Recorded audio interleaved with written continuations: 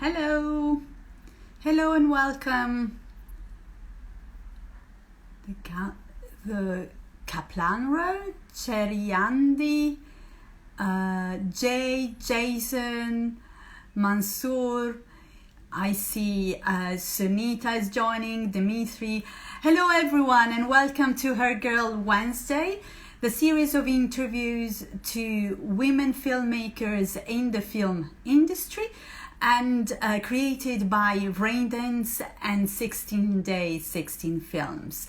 I'm Malaika Bova, I'm senior programmer at Raindance, and in this particular episode we are approaching filmmakers that have been selected at the Raindance Film Festival, which will start very soon. The 27th is going to be our opening night. So we really want to talk to the people that we've watched and we've loved and that have so much to say. We would like to present them to you. Today we have chosen a filmmaker, a brave and very energetic filmmaker, Sonita Gale.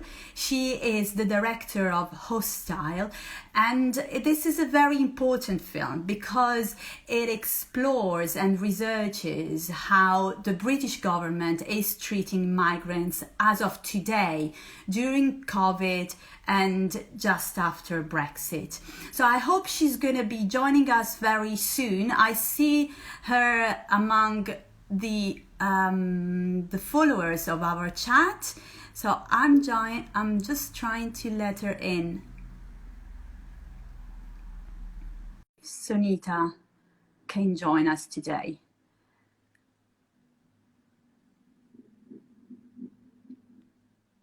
Hey, Michael. Chad, hi Sonita, how are you? I'm fine, Oh, I'm and I'm good, very thank excited to you. How are talk to you? you after watching your film and I'm chatting very with excited you. to talk to you. I'm very interested in knowing a bit more about what's behind this beautiful film. First of all, we want to tell everybody that you're premiering with us at Curzon Hoxton, and your premiere is going to be on the 29th of October, isn't it? So Curzon Hoxton at Mm, 6. I hope Yeah, you that's will be all make it and make time to come and see it. So thank you for being with us today. Shall we start speaking about the film, because it's such a hot topic, and I want to know a bit more of why you have invested and how you have started researching about it. So Hostile is about the hostile environment that migrants find in the UK at this very moment after Brexit and with a pandemic raging on. How did you start?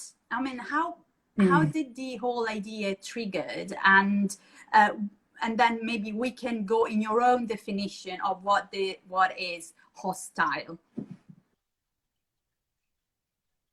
Yeah, thank you so much, Malika. First of all, I want to say thank you to Raindance Film Festival for accepting our film. It's been just an honor to work with you guys so far, and I really appreciate it. Being a debut director, it means the world to me, to my team, to everyone involved and the participants. So thank you from the bottom of my heart. To answer your first question, the reason why I decided to make this film was simply the pandemic. When the pandemic struck, it really took me back to my childhood quite significantly, in a way that had never happened to me before. We all became reliant on our immediate community. We all saw who the people were that we really needed in society. And we realized that we were heavily relying on the factory workers, the NHS workers, the taxi drivers, the local corner shop.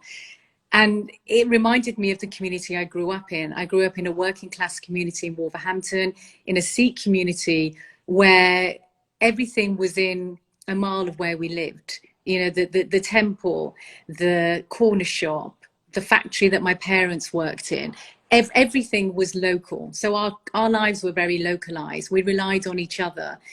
And so I felt a deep sense of reflection and also a deep sense of need to go out into the world to see what was happening with migrant communities at that time. So really, the beginning of my filmmaking process was to start filming migrants from the Sikh, Hindu, Muslim community, the Black community, to really find out what was happening within migrant stories across London. And as I delved deeper into the research and the story and the filmmaking, it became apparent to me that the very people that were there keeping our society going were the very people that were being mistreated by the government. And that shocked me. That really shocked me. That really upset me. And it made me want to learn more. It made me want to research more, film more, and really get into this story and find out what is the hostile environment.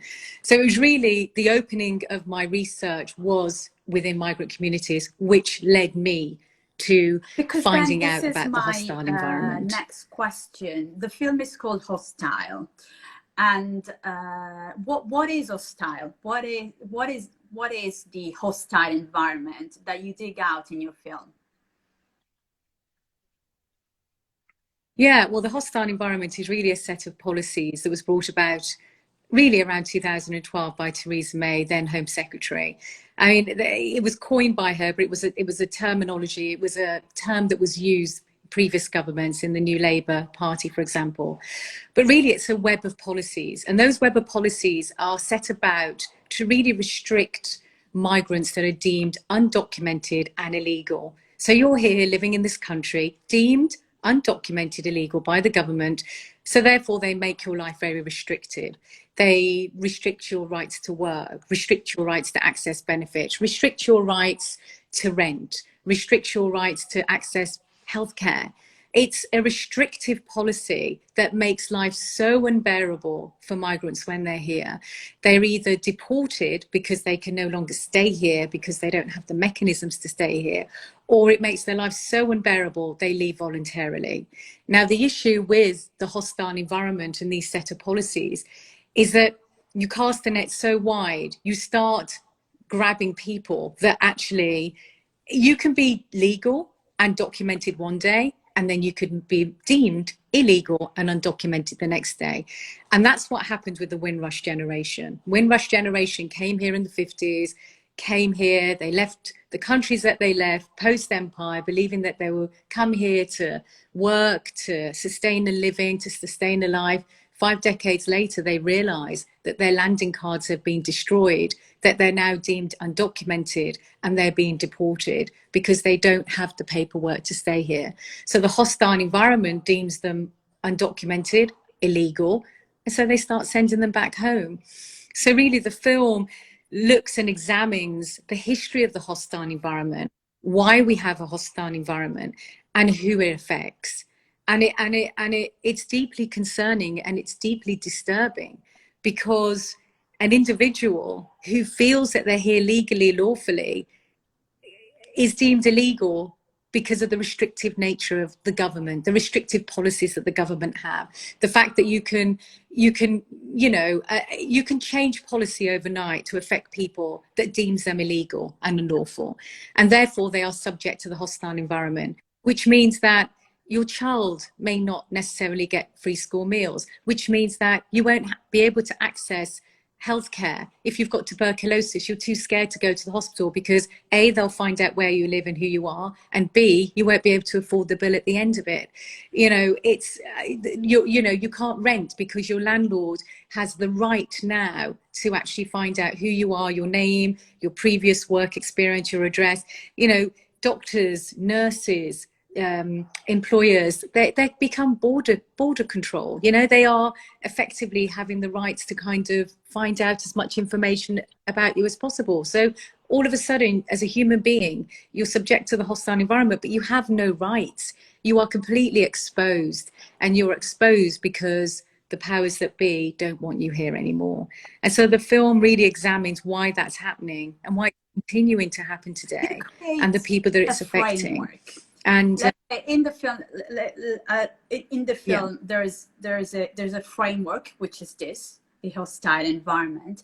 And then within this framework, you put some very interesting characters. This is what I found as a programmer selecting your film, because the characters you found are very normal people, are your neighbors, are my neighbors. People can easily identify with them. And this is also what happens when watching the film, that you end up getting even more shocked because it's your nurse, is the person that really healed you when you went to the A&E, or is the student next door that buys bread where you buy bread.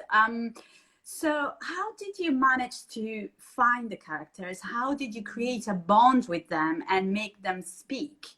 How did you build the relationship with them?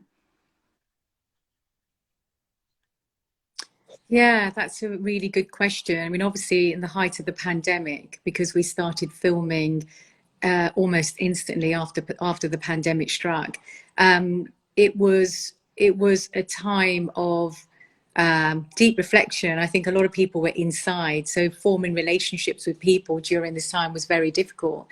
I think that you're right. We have four characters in the story. First of all, Daksha Vasani, who ran a community response kitchen in response to the pandemic. And she was feeding a lot of people in the area of Brent and beyond. With her main catchment were people that were suffering from the hostile environment that have no recourse to public funds. No recourse to public funds is a condition placed upon people's visas, which restrict them, again, accessing the welfare state. She was feeding them. So Daksha was one of my characters. The students, international students, they came to me because of Daksha. I found Daksha from a newspaper article. I was reading local press, and I found her in a Brent paper.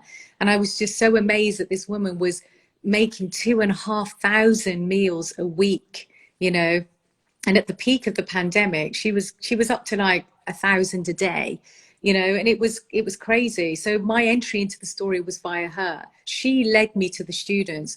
I just couldn't believe that students in this day and age were relying on food banks. And when I witnessed the queues that I'd witnessed on such a large scale, and it was international students that were here legally, lawfully, paying their fees, but because they have no recourse to public funds, their work rights were taken away. They're only allowed to work 20 hours a week. All that work had gone. There was no work within the restaurants, the pubs, the bars, all of that had gone. Meanwhile, their parents were losing their jobs in India and losing their livelihoods. So the students were here, penniless, broke, relying on food banks.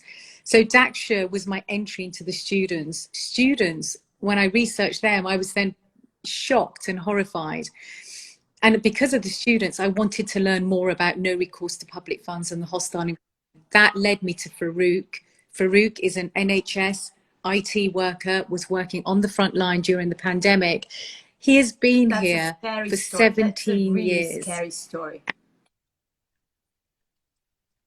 Scary. And he spent the last 8 years fighting to have a visa to sustain, to live here. His children are born here. They're born here, and still he's on a limited leave to remain, so he's still subject to no recourse to public funds. The Home Office have taken his work rights away in the past.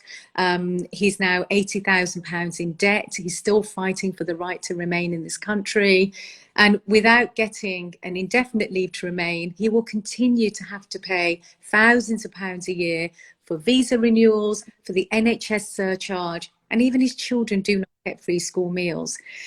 Because of Farouk's story, the Windrush scandal had to be in the film, because the Windrush scandal was the scandal in 2017 that really brought to the forefront the hostile environment. So, and then I met Anthony Bryan, you know, and there had been a TV show made about Anthony called Sitting in Limbo. And I met Anthony just before that drama was released. I think I got very close to my subjects. I continue to have a great relationship with my subjects. We've continued to stay in contact. I've joined panels with them. I've helped them with their own impact campaigning. That is something that I'd like to ask. I'm going to be helping Farouk with on, because the impact campaign. Yes, But before that, I just wanted to finish the chapter about the film, and how has it been produced? Because you did mention that you started during the pandemic, and so in a Yep. time where producing was virtually impossible, there were no funds, it was difficult to shoot a new venture in areas where you could have well caught, you know, COVID easily. So how was it producing the films, both in terms of logistics and in terms of financing it? Yeah, sure. That's a great question. In terms Oh, of logistic, I actually did get COVID. Uh, that was horrific, and I was bedbound for 7 days. I then came out of COVID and I broke my ankle. So I was out of action for 8 weeks. And during that time, I decided to collate user generated footage. So my participants would shoot diaries of themselves and I'd watch it just to get my head into the story. Some of the user generated footage made it into the film. And it was really an emotional time for us to connect so deeply whilst I was, at home and they were at home and we were all locked away. As soon as I could get out filming, I did. The crew's safety and security was at the forefront of my mind. We did courses on it. It was a very small crew. We kept social distancing and, we followed the guidelines. That was the most important thing for us to do. So we did film during that time.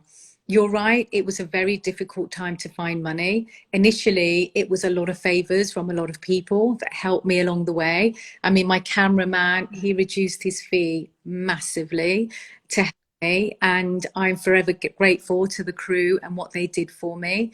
And I applied to some funds, but because I'm a debut director, because I didn't have any previous work, I wasn't eligible and I didn't get the funding. And I didn't have any footage and I didn't have anything really to show. And so I found funding really problematic. So what I did is I called around, I contacted a couple of people. We have two financiers that have backed the film, and I'm forever grateful to them because they didn't have any creative control over the film. They let me make the film I wanted to make. And as a filmmaker, to have that privilege and have that honor to not only work with participants who are telling the most compelling and important story, but to have that freedom was very empowering. But I kept a lid on the budget. I really watched every penny. I kept the same team. I mean, Jess is with me right now in the office. Raghav is in India. We all made this film together. The film was made with the team, and it's not my film, it's our film. It's for them, for us, for all of us. And as a debut director, that's how I see my work going forward, is to be a person that will highly collaborate with my participants and my team. And a bit of a selfish journey, to be honest, watching the pennies, managing the budget. We all did every job. I mean, we all did everything. We were production coordinators, production managers, producers. I mean, obviously I directed and was the one directing, but we all did. We all loaded up the footage at the end of the night, sent the cards off back to the cameraman. We were all dumping hands on. footage, uploading. It was crazy. We were working 7 days a week for months. For months, Malika. I will never forget the commitment that my team put into this film. Never. And Raghav, the associate producer, we were working 7 days a week together. I would call him at any time and he would be there for me. And that, you never forget those times, and I will never forget those times. So it was completely intense moment in time for me. I was completely exhausted, but it was completely worthwhile, and I'm very grateful to the financiers and to my team and the Great. And we're participants for glad that trusting we me. took you on board and that we're having this conversation now, because it will inspire a lot of the filmmakers who will watch this chat. So you are a great supporter of impact campaigns through films. Impact campaigns, Yeah. meaning the film can actually help people change their minds.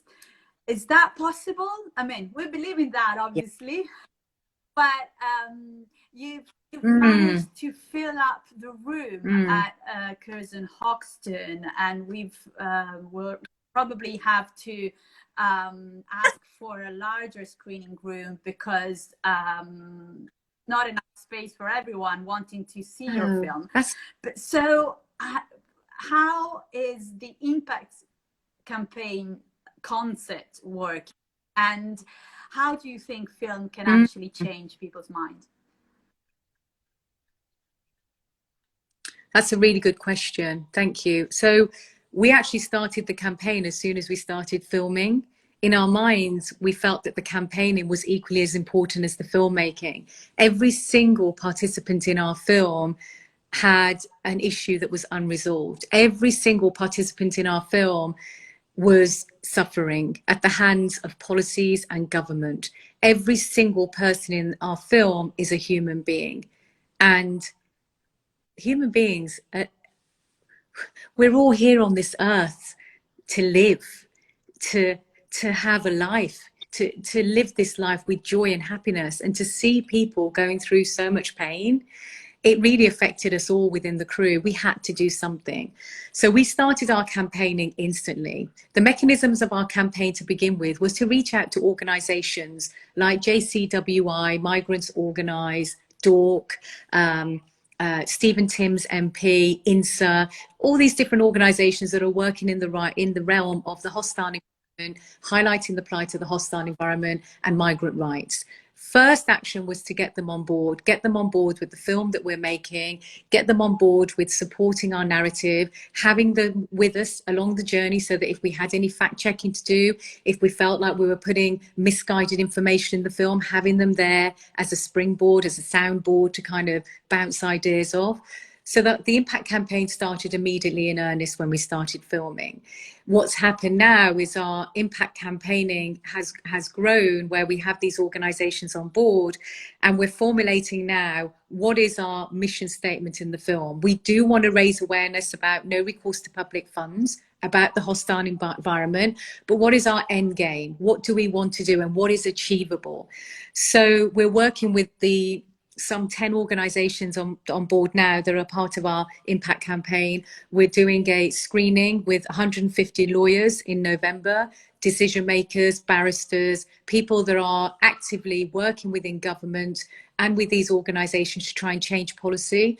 We are also potentially having a screening at Parliament with people from the left and the right, having MPs in a room, watching the film, understanding how the impact of the hostile environment, what that impact has on everyday normal people. We are then looking at what specific asks do we have. You know, people come here, they pay their tax, but they're subject to no recourse to public funds. People that come here, that are here, have children, they can't get free school meals. So what asks do we have as part of the filmmaking? And that's something that we're going through now. So the first thing with the impact campaign is to raise awareness about no recourse to public funds. Tomorrow I'm in Newham in East London at the VE6 Cafe at 5:15. I'll be speaking with Stephen Timms, raising awareness about the no recourse to public funds condition. And every week before the Raindance premiere, I'm going to different communities across London. After the premiere, I'll be speaking at the Royal Albert Hall on October the 30th with Nitin Sawhney. I'm also invited to Cambridge Film Festival with the film, and I will continue to go to localised communities as the first measure to raise awareness about the hostile environment, to raise awareness about no recourse to public funds, so that people understand that this is affecting our next door neighbour, the person that we cross in the street. My very dear friend Ursula McFarlane, I made a film with her called International Health Service. It's a few minutes, the film. She said something to me once, is that from making that film, she said, I now look at people differently. And when I walk down the street and I look at somebody's face, I wonder what is happening behind their eyes. And I feel the same with this film, that it is your neighbour, it is the person next door, it is the person at the bus stop on the tube, the person that you may have had your injection, your COVID injection with that morning, the teacher that is looking after your child at school, the that's sewing your buttons on your lovely cardigan that you're wearing today. Doesn't it? It's everyone. It's all around. gives you goosebumps, and it makes us deeply upset. This morning Jess and I were discussing how upsetting this is, because it is extremely upsetting. So as filmmakers, we are plunging into impact, into mild activism, and trying to raise awareness. So it's about raising awareness, and then the second thing is policy change. Can we change this policy of no recourse to public funds by raising awareness? Can we get it into the hands of the decision makers that say, right, these are the mechanisms, this needs to happen to change policy? Can we at least have that discussion? Go into the UN, go into Parliament. These are all steps that we want to take, definitely. But small steps first, yes, we are, and then let's see where we go. Sonita, in this. Thank you so much. We prepare, at the end of our interviews, we prepare a series of very snappy questions, very quick questions that you should answer with one word maximum. If you're ready, we can start. Yeah? Okay. 3 words to describe yourself.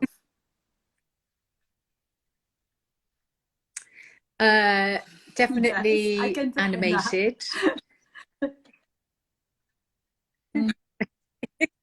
Homely. I'm a home girl. And quiet. A famous woman that inspires you.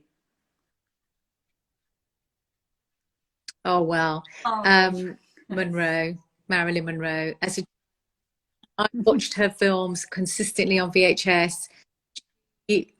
Well, I just love her. One of many. She inspires me. As a woman, the best thing that happened to you in your career? Working with the women I'm working with today. I'm working with the most incredible female talent. I am so honored to be in their company, and so yeah, I love it. The worst thing that working with women in your career as a woman. Working with a woman that in my early parts of my career almost destroyed me. Your favorite image? Yeah. My favorite image is Guru Nanak. He's on my wall behind me. He's the Sikh god, and yeah, I look at him daily. He reminds me of my history, my childhood, Sikhism. So Guru Nanak is my favorite image. Oh, bells. I love the sound of bells. It reminds me of life, joy, birth, rebirth. It has so many different meanings to me. So we'll yeah. See you on the 29th at Curtis Hoxton at 6 for very busy UK premiere of Hostile.